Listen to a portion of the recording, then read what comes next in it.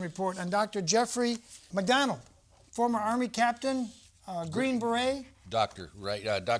Former Green Beret doctor at Fort Bragg. Mm-hmm. At Fort Bragg. And the government, the Army held a trial for him on the murder of his wife and daughters. And they said, hey, he's clean. They exonerated him, right? That's right. That's right. They had what they call an Article 32, which is an Army hearing.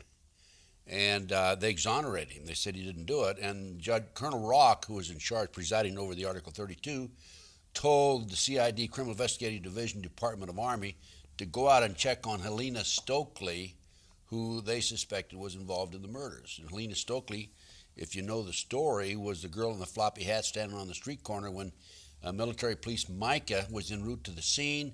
When he arrived at the scene, he told his superior officer, I think we have a suspect back there on the corner, blonde, a wig, floppy hat, and they didn't. They just ignored it. They ignored it. They ignored it.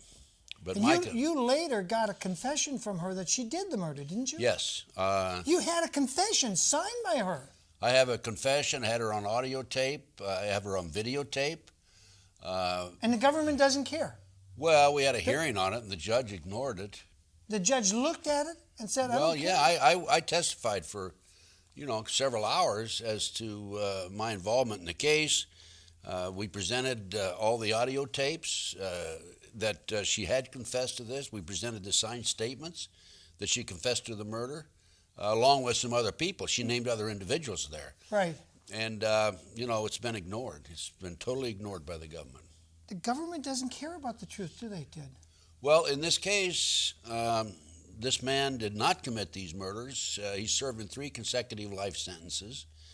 And the government has done everything they can to keep him in jail. Keep him in jail, even though you've got a confession from the murderers. There's more than that, because the FBI obtained a confession from one of the other participants, Kathy Perry, but she was high on drugs that night.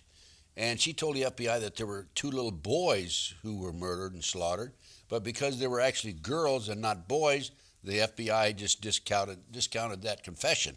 Also, Greg Mitchell, who, according to Helena, had murdered Colette, the wife, had, in a drunken stupor, had mentioned or talked to his neighbor and basically confessed to his neighbor. We actually have 3 confessions. 3 confessions, and the judge doesn't care, don't want to hear it, don't want to see it, don't want to keep this good Green Beret guy locked up in a federal prison out in Victorville, California for the rest of his life for murder we now know he did not do. And I asked you the question, have you lost control of your government? What do you think, Ted? The government's been out of control for some time. When I say the government, there are a lot of good people in the government, okay? Good FBI, good CIA, and so forth. Unfortunately, they aren't the ones in control. In control.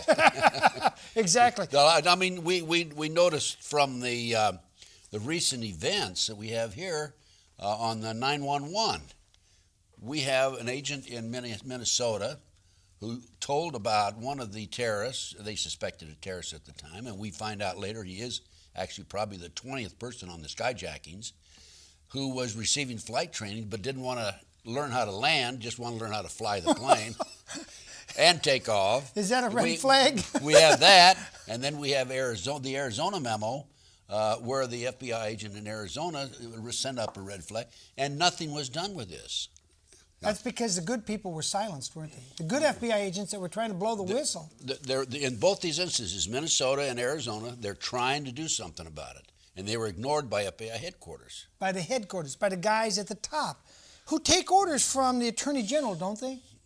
Well, yes, of course. And this is one of them. I don't even get a close-up. This is what I call they call Attorney General Janet Reno retired, running for governor of Florida. I call her Janet Waco Reno.